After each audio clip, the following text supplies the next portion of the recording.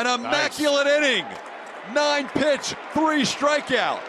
Rarely happens in baseball. Welcome back, everybody, to the immaculate inning. Drew here with Shane. It's been a little longer than we intended, but we've been pretty busy. So we're back now. We're excited. We've got some stuff to talk about. It honestly worked out in everyone's benefit that we waited a little bit because we now have some pretty good stuff to talk about. If we'd have done it maybe last week, it would have been a little kind of boring episode. So we've got some fun things that have been happening. So with I guess with that being said, I think what we're gonna do today is just run through all the free agents and trades that have happened in the past couple weeks. We'll kind of we'll highlight some of the more important ones. There are gonna be several that we don't really mention or talk about. A lot of minor league deals and stuff like that. But we'll stop at some of the bigger ones and kind of talk about those and give our thoughts about that. But yeah, we'll let's just go ahead and get right into it. So Yeah. I mean, we cut off last time with two big trades, or excuse me, two big signings, and we jumped right into another big signing. We covered Marcus Stroman and Jordan Hicks for the two big ones that we kind of left off with, and then we jump right into the hottest free agents in terms of the reliever market. Josh Hader, who he was linked to the Orioles, he was linked to a couple other teams. I think it was like the Rangers or stuff had yeah, links to him, but he ended up going to uh, the bad Astros. The Houston hmm Astros inked him to a 5-year, $95 million contract with an average annual value of $19 million. So he got a big payday, especially for a reliever, but deservedly so. I mean, last season with 33 saves, a 1.28 ERA, and 85 strikeouts. So he was the second best reliever in baseball behind Felix Bautista last year. So, and he'll be in the closer role, I assume, for the Astros, who I'm trying to think. I knew their closer at one point. It wasn't Stanek. I know they used him at some point. Oh, Presley. They have Presley as their closer. It was a pretty yeah. good closer, in general. But I mean, we could talk about this a little bit.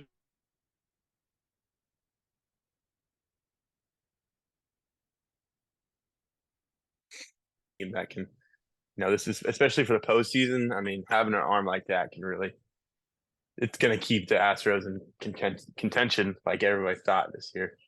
Yeah. I mean, this is important too because they had lost Kendall Graveman 2 days before to a shoulder injury. He's out for the season. He's not, Hader's a big upgrade, but he was a big piece of that bullpen. And then also Hector Neris, right, was out of their pen, signed a 3-year deal with the Cubs, I think. So they were able to definitely upgrade their bullpen and get a big piece. And kind of like what you said there, you froze for a little bit of it, so we didn't hear all of it, but we caught kind of the back end where, I mean, having a guy like that in the postseason is just like, I mean, he's 3 up, 3 down. He's shut down. So it'll be interesting to see like where he slots in. I mean, I'd assume he'd be the closer too, but we'll see if he gives them more than 3 outs, or if like when he was in San Diego, if he's just the 3 out guy. It'll definitely be interesting to see, and the Astros will be able to kind of manage that better than the Padres, I think, just with how their bullpen's constructed and their pitching and all that. Like I think they would be okay with leaving him as just a three out guy, get the save guy. So their bullpen looks really good. Yeah, and I mean, honestly, I think the deal's more interesting. Obviously, I don't think he was going back to the Padres, but I mean, we talk about kind of the deconstruction of the Padres, that they tried to build a super team, kind of go for the Dodgers Yankees route, just pay everybody. And I know they traded for him from the Brewers, but it kind of didn't work. So try to get some of that clubhouse. You heard about that clubhouse not being in the best position. I mean, I don't think he was one of those guys. I think it was more the Juan Soto's and the Tatises and the Machados, but they're kind of deconstructing, and we'll see what the Padres can do. I mean, that's where this deal is more interesting. for me. I don't know if you have any thoughts on that, Drew. No, I mean, I think this is. I just think it's a good deal. I mean, it's smart for both sides. Josh Hader gets a big payday. The Astros get the best reliever in baseball. Um, Adding him to an already elite bullpen. So the Astros are going to be good again. So this will be. I think this was a good move. I like the years and the dollars too. 5 years is maybe a little long for a reliever, especially with the validity of relievers and stuff like that. But I mean, even if this guy gives you like 2 good seasons, like his good seasons are gonna be like the best closer in baseball, basically. So it'll be worth it, even if you're kind of paying a Josh Hader, 4 years down the line, and he's just kind of, you know, So No, I mean 19 million is steep for a reliever.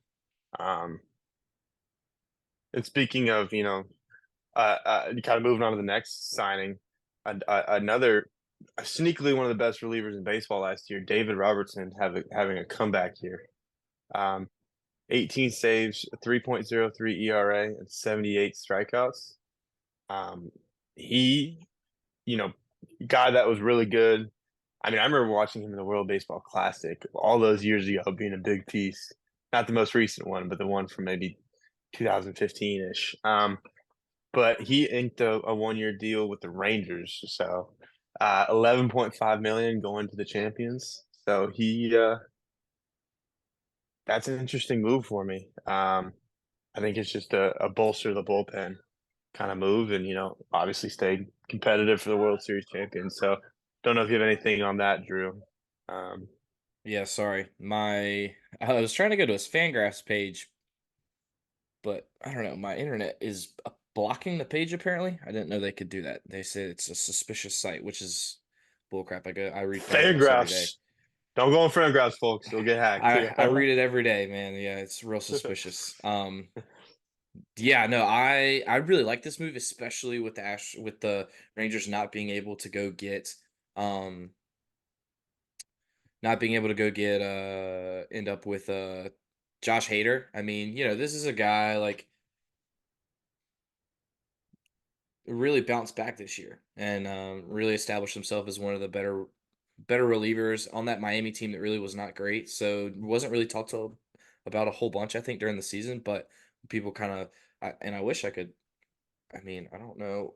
Let me try again. I wish I could look more at his numbers. It's working, and then when I go to his thing, it starts to freak out. But all right, it's working right now. I mean, no, all right, it's blocked. I don't know what's going on. I'm gonna have to call Spectrum on Monday, I guess, and figure this out. But um, yeah, like he's a good reliever. Not a lot of walks. It's not crazy strikeout stuff, but really limits the damage. I mean, a 3.03 ERA, and I don't know how many innings he had, but that's really good.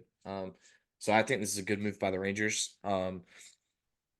Trying to shore up their bullpen that was extremely shaky. And they were kind of able to dance around that fact in the playoffs. But that's definitely a bullpen that needed some work, and they worked and they've improved it a little, I think. So I that'll mean, be a I good agree. 1-2 punch there. 8-9 with Leclerc and Robertson. So Yeah, I mean, I think just to again more pieces for the World Series champs. So moving on, a couple deals that are not as high key as the other ones, but Reese Hoskins, a Philly legend, signed a 2 year deal with the Brewers, and didn't play last season because of torn ACL. But um, yeah, um, and but he he's a guy that is proven to be an effective piece, especially in the postseason. So I'm not exactly sure what the Brewers' direction is, but we'll see. So Reese Hoskins to the Brewers, and then I have to mention this. The big signing that the White Sox made. We signed John Brebbia from the Giants for 5.5 million. Honestly, a really solid relief pitcher. 3.99 ERA, 47 strikeouts in 38 innings last year. So I think we have enough to push for a World Series next year. Um, yeah, Thank you, John Brebbia, for that. So shout out. Joey Gallo went from the Minnesota Twins, and he then signed a deal with the Washington Nationals. Don't know if there's much to talk about there, but I don't think so. yeah, something that is worth talking about is this Jorge Polanco trade. Jorge Polanco was traded from the Minnesota Twins to the Seattle Mariners for Anthony Desclafani, who was just traded to the Mariners from the Giants, and right-handed pitching prospect Justin Topa, which I don't know much about, but I'm gonna look him up, Drew. And why don't you give us your initial thoughts on this trade while I do? Yeah, I would. I'd love to look up Justin Topia's numbers to kind of look at that, but Spectrum has decided to make my life difficult today. Um, yeah, I mean, this was really surprising, I think. Like, I just like the Seattle offseason has been really confusing. Like, they've traded some guys away, Jared Kelenic, Suarez over at third, but then they've like signed a couple guys like this trade. And I think there's a maybe and I don't know, they just like it seems like they're in a like it really does seem like they are only trying to win like 60% of their games. Like their GM said, kind of towards the end of the season there. Like it really just feels like they're just trying to do enough just to like scrape into the playoffs. I mean at the end of the day, I guess I like this trade.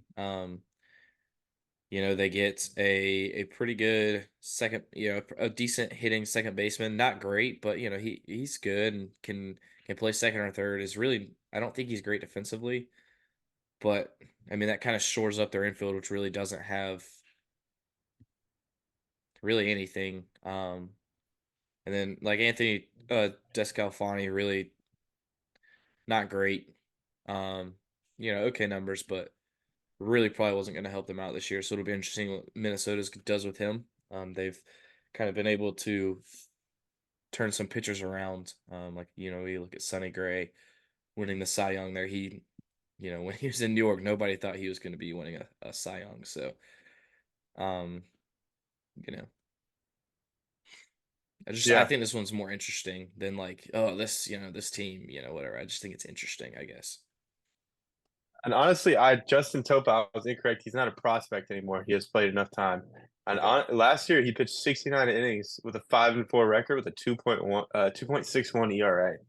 So honestly, impressive. I've never heard the name before, but maybe a piece that the Mariners are, excuse me, the Twins are looking um, to kind of develop into something. And then Jorge Polanco, I agree. I actually think I've always been a Jorge Polanco fan. I think it's mostly because the show card is ridiculous.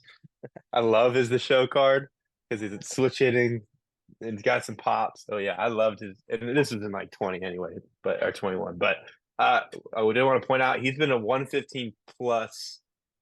He 125, 115, 115 OPS plus in the past 3 years. So he's a above average hitter, and it's a pretty good defender. So I mean, this guy he's a good player. He's a one-time All-Star, finished 13th in MVP voting in 2019. So a little bit removed from that, but does have the potential when he doesn't struggle with injury, which he has a little bit in the past 2 years. He's only played um, about 50% of the games in the past 2 years. So hopefully he can get healthy. And I mean, I think everybody's kind of cheering for this Mariners team to do something. And I don't know if this will hold off fans from getting off their back a little bit for making moves, but I think they're very much in that group of teams that's okay with squeaking into the playoffs with 80 to 90 wins and trying to make a run at it. I don't think they're going to spend money, and I think they're just going to try to get in and see what happens. So I think this move kind of embodies that. Yeah. Um, so with that, I think we can go on to there's the next move I honestly want to talk about a little bit, although it's maybe not the most significant, is that left-handed pitcher James Paxton, who was previously with the Boston Red Sox, signed with the LA Dodgers. He's coming off a year where he was 7-5 with a 4.5 ERA and 101 strikeouts. And the Dodgers, I mean, with the limited, I mean, they can't afford um, to add Snell with all the Snell and all the maybe the bigger name starters that are left. But they're trying to fill that hole of starting pitching that everybody's criticizing them for. And so they went out and got a guy that has shown that he can be a pretty good starter. Last year he did struggle with injury issues. He only pitched 96 innings. But I mean, um, you know, I Those guess he didn't. pre-injury all-star starts were really good. It was when he came back was when his numbers really kind of got worse. Yeah, I mean, the concern is with the injury because 2022 he did not pitch. 2021 he pitched 1.1 innings. 2020 he pitched 20.1 innings, and then from 2016 to 2019 he pitched 120 innings plus. So I think they're hoping he gets back to that form. I mean, they only signed him to a 1 year deal, but they're hoping that he can be a starting pitching piece for them that hopefully provides some solid innings. So Yeah. you got anything on that, Drew? Or is No, I agree. I mean, he's 35 too. Like, so he's, not necessarily like, young, but he's getting up there in age too. Like, didn't pitch at all last year before, 2022, like year before that. So, I mean, was just one inning. So I mean, I think the Dodgers are just kind of hoping that, they can kind of keep him healthy and then hope that he's ready for the postseason. I think this is almost kind of like the Chris Sale trade for the Braves, but less long term and more just like a one inning fix until they can kind of reload for next year and target some bigger name guys. It's just like I hope he's healthy, hope he can pitch in the regular season, but we're really hoping for the postseason he can add some depth.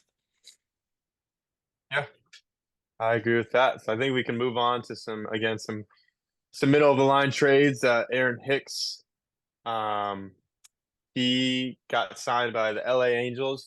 Had to replace Shohei some way. So you go out and get Aaron Hicks. I think that's a pretty equal replacement. On a Um, 1 year deal too.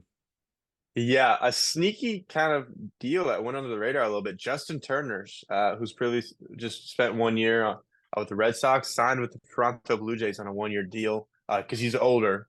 I don't know exactly his age, but I think he's around 35, 36.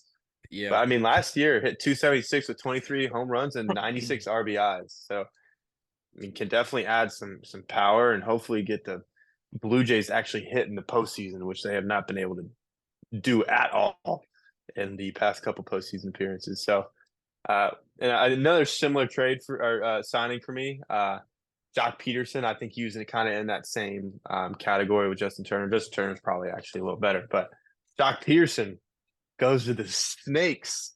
Snakes bolstering up even more. I love it. I love every time that the Snakes get somebody new. So that's pretty cool. Hmm. Um, Adam Ottavino, another relief pitcher in the market. He re-signed with the Mets. Adam Frazier, second baseman who was previously with the Baltimore Orioles, signed a 1 year deal with the Kansas City Royals. The Royals making it again another deal and honestly have a chance to win the division because the division is so bad. So we'll see if that pays off for the Royals. Aroldis Chapman, who helped the Texas Rangers win the World Series last year, signed a 1 year deal with the Pittsburgh Pirates. For like 13.5 million too. Like his contract last year was like 7 million and he's gained like no, I think his contract last year was like 5 million. He gained like 7 million off of his season this year, which featured a 309 ERA, which inherently looks really good, and 103 strikeouts, only 6 saves. But when you look at his numbers, like the walk to strikeout ratio is absurd. Let me see if I can find it real fast. Um, but He was like, making 3.75 million and signed sorry, for yeah. 10 and a half. Okay, yeah. Yes. So it was like it was a 7 million increase, but like let me see if I can find the walk to K ratio real fast. Um but like I mean just yeah, so he had a 26.9 walk to K ratio, which is he had a 41.4% K percentage and a 14.5 walk percentage, which I guess maybe isn't quite as actually no, that's pretty bad. Like to have like that with like the amount of inconsistency that he had in the second half in the postseason and to get 7 more million dollars is insane. I mean, the Pirates, I mean, that's just kind of dumb, like, and they're not even going to contend. But their bullpen, when Chapman is on, he's really good. Him and David Bednar, like their bullpen's kind of nasty. It's just the rest of the team is kind of not. So Yeah, I don't. I mean, I kind of agree. I don't know exactly what this does for them. I think it's interesting that I mean, when you look at the stats, it's probably fair that him and David Robertson are evaluated at the same thing. I mean, Robertson got 1 mil more than him. I mean, Aroldis Chapman, I think, is a couple years younger, but they're both on the older side.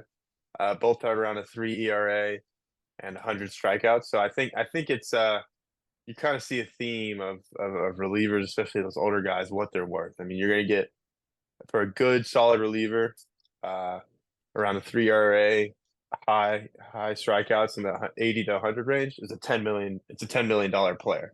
yeah, So I think it's kind of yeah. interesting to see that theme. And you get like an elite reliever, Josh Hader, Felix Bautista, although he's not getting paid right now because I think he's still on his rookie Well, what was contract. the But Edwin Diaz contract last year? I mean, it was something like 18 or 19 million, right? I mean, those elite guys are gonna I mean, just push it. relief pitching is so hard to find, and it never good elite pitchers never hit free agency when they're elite. Like it's so hard to continue sustain success out of like for relievers. Like it's just like it's so hard to find. So when you find a guy like Diaz or Hader, like I mean, they're worth every penny, even if it's pretty expensive.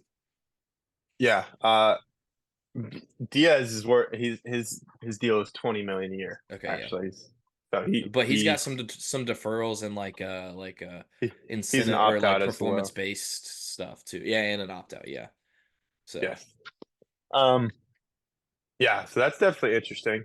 We'll see if that trend continues, or maybe relief pitchers get paid more as we go.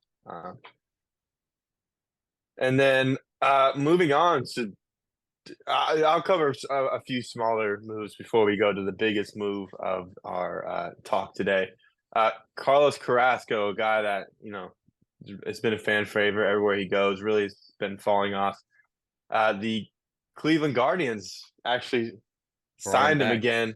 Yeah, it was a minor league deal with an invitation to spring training, so they're giving him a chance. I don't know what the likelihood that we'll actually see him in the major leagues again, but good guy. Wish the best for him. Alex Wood and Ross Stripling, both former Giants this year. Uh, they don't have to move houses, all right? They Nope. both got signed by the powerhouse Oakland A's. Well, I don't know.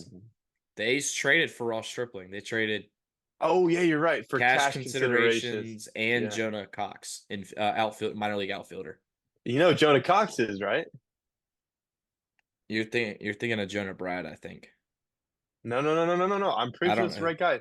Jonah Cox is the guy that went off in this past College World Series for Oral Roberts. Am I correct on Oh, that? is it really?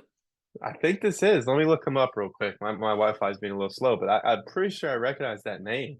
Jonah Bride is in the A's system. He kind of floats between the majors and minors. He played at Carolina, so I thought that's who you were. I thought that's who you were talking about. No, this is him. Jonah Oh yeah, Cox this is is him. So wait, did they yeah. just draft him?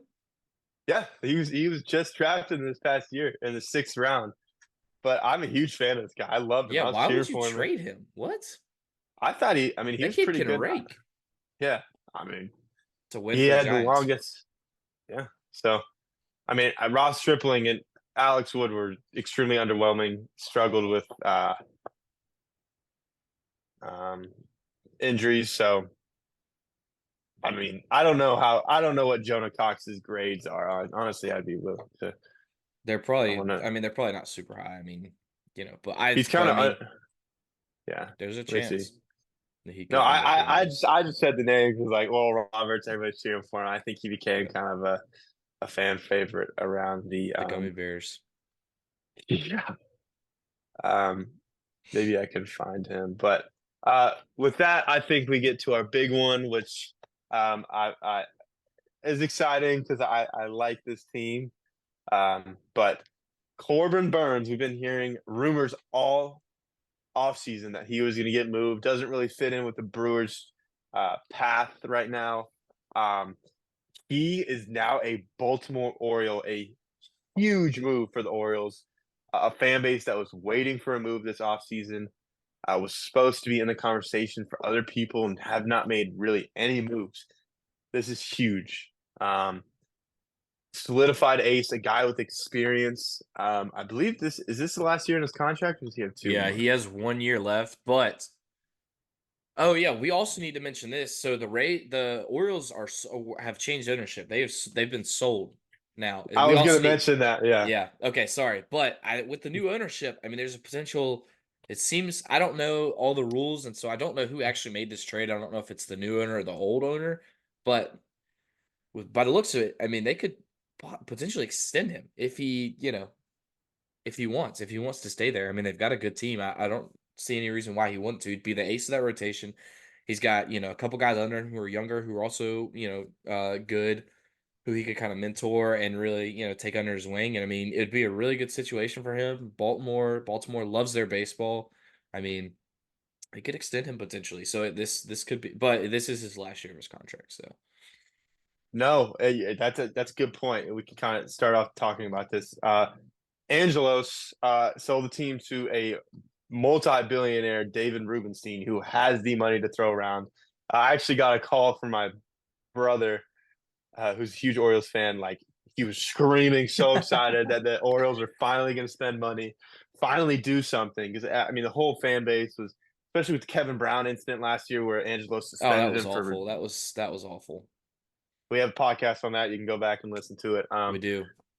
Yeah, I mean, this is a for Orioles fan, this is super promising to see right away from new ownership and ownership. That way to win over your fans immediately. Go out and do that. Yeah. Sound like you had something to say, Drew? Do you want to go ahead and? Well, I was just gonna mention. You know who else is part of that ownership group? No, who is? It's Cal Ripken Jr. Oh, you're right. I do see that right here. Interesting.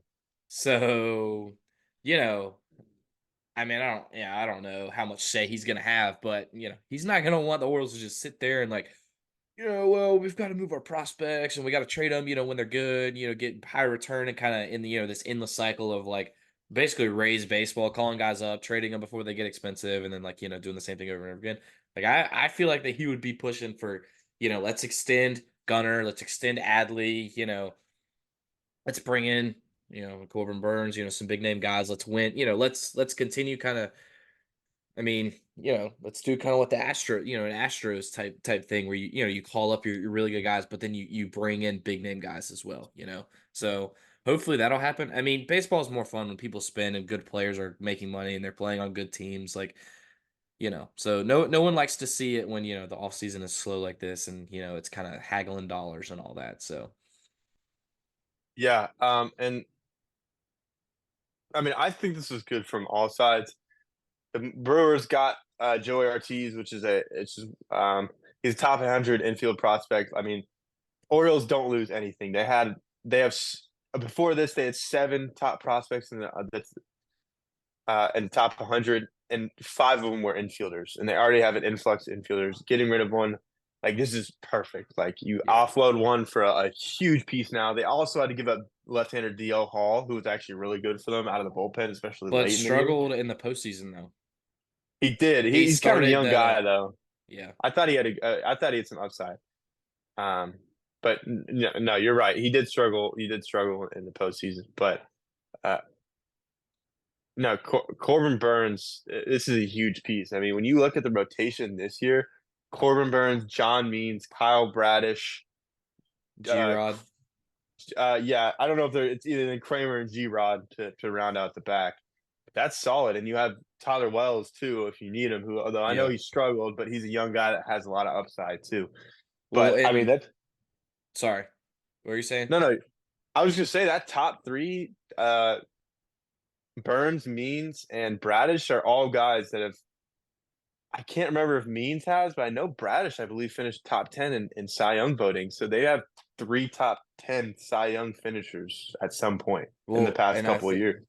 I think Grayson Rodriguez and I guess it was Bradish as well and Corbin Burns, like they all three second half of the season had ERAs below 3.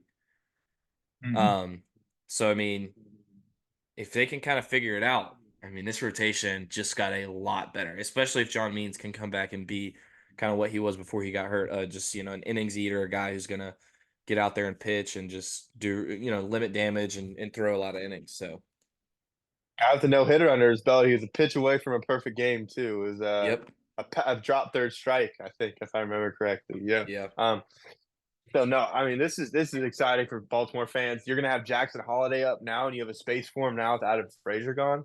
I yep. don't know where he'll slot in. I don't know if they'll move Gunner to third and then put Holiday at second. I mean at short, or they could keep Gunner at short and put Holiday at second. And Yeah, then I've you'd have heard they're not super high Arias on at his third defense.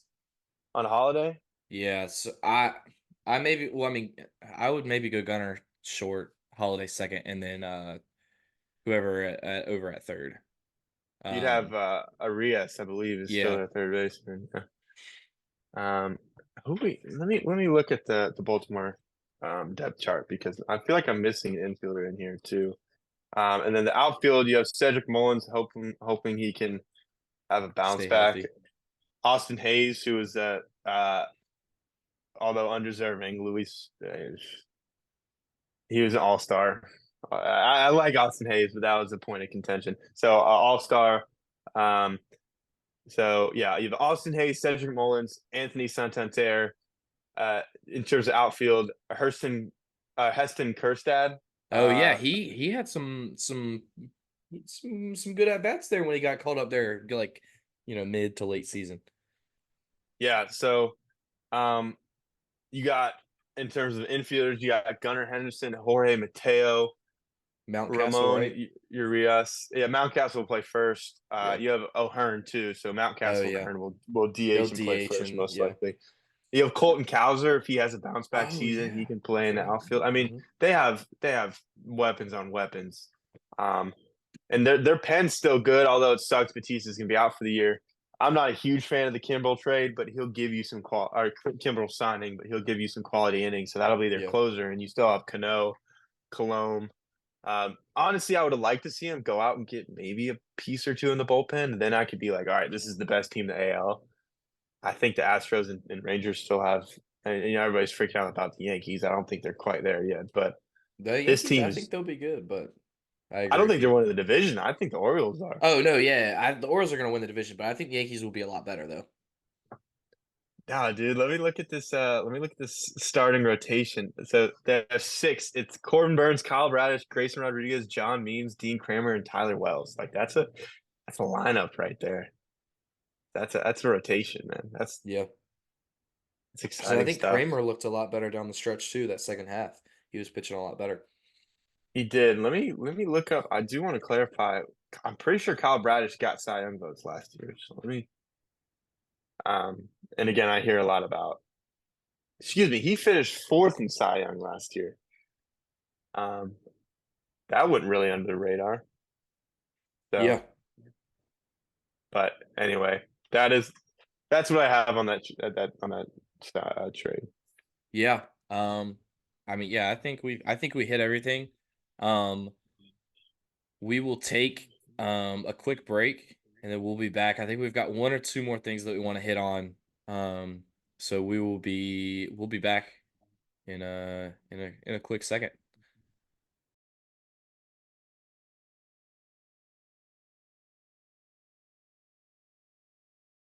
All right, everybody, we're back. We've just got two more things or kind of three that we want to hit on real fast before we kind of get into Blake Snell and Cody Bellinger. I wanted to mention Theo Epstein is returning to the Boston Red Sox. He's appointed senior advisor of Fenway Sports Group. I'm not really sure what that means. Reason this is important is he was general manager and won two or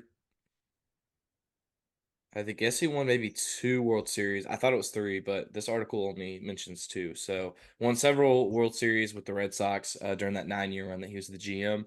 Beloved in Boston, they love him. So this is a hopefully a step in the right direction for Boston, who have been kind of just sad the past 2 seasons, for a lack of a better word, just kind of disappointing, honestly. So Yeah, and he also, I mean, he was the president of baseball operations for the Cubs when they had their 2016 championship. So that's what the third Okay. championship. Okay. Yeah. So he has the two with Boston, and I was looking up more about Fenway Sports Group honestly because I don't know. I probably know as much as you, but they own It's the the the Red Penguins. Sox, yeah, the Penguins, Red Sox, Liverpool FC, Yeah. And then and a golf like organization thing. also NASCAR, which I don't know I much didn't know about the that. NASCAR. But I do know that I think last week or earlier this week, before they announced Theo was coming back, they like it was found out that they like made like a maybe a billion or hundreds of millions of dollars or a couple $1 billion investment into like some golf PGA thing in Boston. I know Red Sox fans were pretty upset that they were, pouring money into golf and just kind of being about baseball. So You talk about the TMRW Golf League's Boston Common Golf. sure. I don't know the details. I just know people were not happy on Twitter. So About all you know uh, these days, huh? That's all you hear. Everybody hears the news from Twitter. Okay, hey man, you know, baseball Twitter's a good place to get your baseball news. I wouldn't recommend getting any other type of news off Twitter, but baseball's not bad. no, it is great until you find I would just shout out, excuse me, X.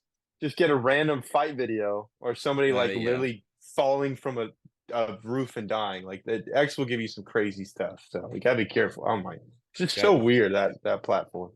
parents watch watch your kids. They probably shouldn't be on X, if they're a kid, but if you're letting them on there for some reason, maybe keep an eye on them every now and again. Well, it's freaking Elon Musk wants to lift all the privacy restrictions, which I guess I appreciate some of that, but then you get some crazy stuff on X. Yeah, But it's gonna anyway, be. We don't need to get into that. So, just we're baseball guys, not a little not that treat stuff. for the audience. Yeah. Yeah. Um, yeah, I mean, we'll see. I mean, I'm not sure where what the future, especially the near future holds for the Red Sox. I don't even think if they sign Snell, Bellinger, and even a couple more, they're really a contender. But we'll see. I mean, they have some good prospects. So hopefully Epstein. I mean, I don't really like the Red Sox, but for Red Sox fans, they're hoping that Epstein can get him back to a place of being, that powerhouse that the Red Sox are kind of known for being. So, um, yeah, Drew, did you have anything else? I wanted to talk a little bit about the available free agents. So doesn't look like it. So I just want to talk about me and Drew kind of discuss this a little off camera. About kind of the loss of leverage that I'm going to talk specifically about Snell and Bellinger because those are the two biggest free agents remaining. The loss of leverage that these guys have. And so starting with Bellinger, reports say he's asking for upwards of $2 million. Excuse me, 2 million, $250 million he's trying to get as close to like 10-year, 9-year deal as he can. And a lot of these teams that were in need of outfielders kind of sought more low budget options just because it's tough. He and Snell both have flaws, and Bellinger, although he had a terrific comeback year, I mean he's 5 years removed from his MVP season and had really not that good of seasons in between. Looking at OPS plus 2021, he had a 44 OPS plus. 2022, he had an 81 OPS plus. And then in 2023, he bounced back for a 133 OPS plus. But if you average the last 3 years, he's not an above average hitter. So I think teams are kind of hesitant to sign him to this much money, and I think that's lowered his leverage. And I think honestly, we're probably going to see him signed for a deal more in the 150 million to 175 million range. Yeah, Drew. I mean, I don't know if you've had any comments on that. No, I mean, I just you got to look at these guys' peripherals. Like, they're just like not that great. Like Cody Bellinger had a good season this year, um, but like, he just the peripherals, like the hard hits, like contact, all that stuff. Like, there's just no power in his swing now. Like a lot of like he had a extremely high BABIP, which is like batting average on balls in play, which is kind of like a luck stat. Like, just like It was not great. I mean, you look at the regression since his MVP season, the past couple of years, like he's just been an abysmal hitter.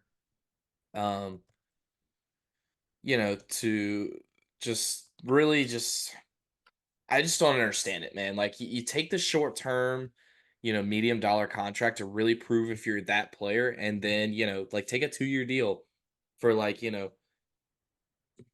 15 or $20 million a year and see, what happens after that. Like I just and then with Blake Snow, like I've said this, like I said that I would rather have Jordan Montgomery than Blake Snow, which I think you disagree with it to a degree. Um, I just like just the inconsistency and the inability to go past the fifth and sixth inning is really concerning to me, along with the walk rate, especially this past year. Like, sure, you can strike guys out, but at some point, like at what point do guys just stop swinging the bat? Like, all right, this guy's like nasty. Like, I'm just gonna stop swinging the bat and see if he walks me. And obviously, that won't happen in the MLB just because of these guys are so good and they're gonna be picking up pitches to hit. But like like to a degree, like I think people are gonna be more selective with the pitches they swing at against Blake Snell in the future, especially where he signs. I just it's just kind of it's a little it's I understand the hesitancy from these teams to give massive like Blake Snell wants like a what is it rumored he want? He wants like they both want like 10 years. Like they both want or Mhm. 12. Like both these guys are over 30. Well, no, Snell's only is he 28 or is he over 30? Snell is like 31, I believe. Cody Bellinger is actually 28, so he's the Okay, young all one. right. So I got it a little mixed up, but Cody Bellinger's supposed to be in his prime, has not played like it. And then Snell is technically in his prime as well, but or the prime years, traditional prime years for baseball players. Hitters are a little pitchers are usually like 30 to 31 to 32, and then hitters are like 28 to 30. Um, so I just I don't know what because Cody's a Boris guy, right? Yep, he is. So that will help him just because of how I mean Boris is might be like one of the best just sports agents. Just kind of in general, he's just really really good at getting those dollars and getting favorable contracts for his guys. So I'm sure Cody will end up with something like probably a little bit more than what we would value him at. But yeah, man, Blake Snell. I mean, we'll see, man. We'll see what happens. I mean, that's kind of my big thoughts on those two. Um, Yeah, and I think it was reported that Blake Snell only had one formal offer, and I think this is really more like is his only the offer that was worth considering. It was the Yankees for 150 million. Yeah, like what Uh, 5 or 6 years, right? I think it was 6 years, Yeah, 150. And that's obviously not to the terms he wanted, but kind of the same thing as and Bellinger. And actually, Snell has been more consistent than Bellinger has. He's only had one season below an 100 ERA plus in his career, and that was in 2021. But he really, other than that, he hasn't had his highest ERA plus other than his two Cy Young years, where is 127.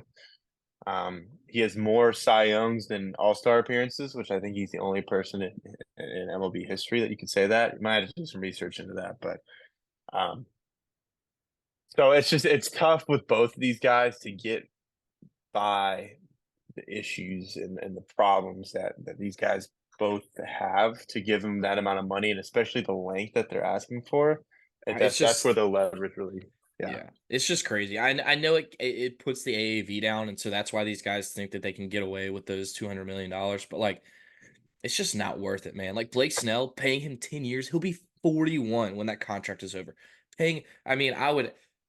Oh, I mean, and I could be wrong. He could pitch. He could win 4 more Cy Youngs. But like the thought of paying that guy who's put up the numbers he has the past couple years into his age 41 season, I just, that just worries me. That would be worrisome if I'm an MLB exec or a front office. Like, I mean, we see like pitchers that it can be a slow kind of taper down and wind down to kind of averageness and then ultimately retirement, or it can be just snap of a finger. Even without an injury, like, just like and just all of a sudden they're just done. So I could, Cody Bellinger would be more understanding to me, seeing him get, maybe a long term deal just because he's 28. He's shown some, I don't know, but Blake Snell, I do not believe. I think that there is no chance he gets a 10-year deal. I mean, that would just be, who knows? Maybe the Pirates will step up and decide to bolster that rotation. Well, Yeah, we'll Bucks. see. I don't know. I mean, again, like I said, there's um problem with both these guys. Whether it's inconsistency, lack of innings from Blake Snell's part, or the batted ball stats that are kind of worrisome with Cody Bellinger. There's holes with both these guys that I don't think they're probably going to get the money that they asked for, and especially winding down. I mean, we're 3 weeks away from spring training, and neither of these guys have even shown any reports of being close to signing. So Yeah. something to look out for in the baseball world. But I mean, I think that's all we have today, right? Sure. I've got a trivia question. Oh, look at this guy. He actually got one for me today. I'm the one answering. Yeah. Wow, wow, wee, wah. Okay. All right. I mean, this one, I don't think this one's too difficult. I don't know if I would have necessarily gotten it right, but I think you've got a good shot at getting it right. It's pretty straightforward. What was the first wild card team to win the World Series? I Ooh, can name you the year, I think, off the top of my is head. it? It's in the 2010s, right? It's not. Wait, actually, never mind. I'm wrong. I don't know. I don't know the year. Sure. Is it? Is it not the? It's not the Royals, is it? They were Is not a it? wild card team. I think I do have the year right now that I think They about it. were the wild card team that actually went to the World Series and lost the Giants. Who In the Giants have? 2014. The Giants the answer? No, the Giants are not the answer. Ooh, I wish I could have the year. That'd make it a lot easier. But I gotta think. Do you want the year? Do you have the year? I believe that it was 1996. No, Oh, that's is it not right. That's not right. Wait, let me think about it. Hold up. is it How the long? Braves? No, it's not. No, it's not the Braves. We're not. We're not. We're not a wild card team. Oh, okay. 1996. Holy No, crap. I think 96 is wrong. Um. Oh, it's 90. It's I believe it's 90. Yeah, 97. Who won it in 97? I honestly, it's tough for me to go back. I believe the Braves won it either 96 or 99. Um, the Yankees were actually no, the Yankees were 99 2000, I believe. Yeah, because they beat the Braves in '99. It was bad. And then We won should have won again. that No, and series. won again in 2000 and lost in 2001 to the Diamondbacks. So who Yeah. won before the Yankees? Oh, wow. This is more of like a um Yeah, this is not like, yeah, this is a little different than the ones you asked me. So, no, this is fine. I like this. No, it's not an AL Central team. It's not an AL East team. It's not the Yankees and none of those. I believe it's an NL team. Let me think about that. It's not an NL West team. Could be an NL. No, NL West. Let me look at NL East. Reds. Okay, so I think it's an NL East team. Is that correct? Is it the Marlins? yep. Yes, that's the Miguel Cabrera Miguel Marlins. Okay, Cabrera's rookie yes, season, right? That yes, was his okay. rookie season? Yeah. Yes, it was. Yeah, okay, that makes sense. All right, yeah, I did know that actually. Took me a little bit to get there, but yeah, that was the Miguel Cabrera. The dude with the really big windup. Oh, Ah, yeah, I know iconic. who I'm forgetting his name. I can't remember his name, but I know exactly who you're talking about. Yeah, that's a cool team. I watched a documentary on that team one time. So Oh, really? good question. I Nice. like that. That was a fun question, Drew. Appreciate it. All right. That's all we've got. So, thank you everyone for listening. We'll be back probably in 2-ish weeks. We'll figure that out. But yeah, thanks for listening, everybody, and we will see y'all next time. Peace.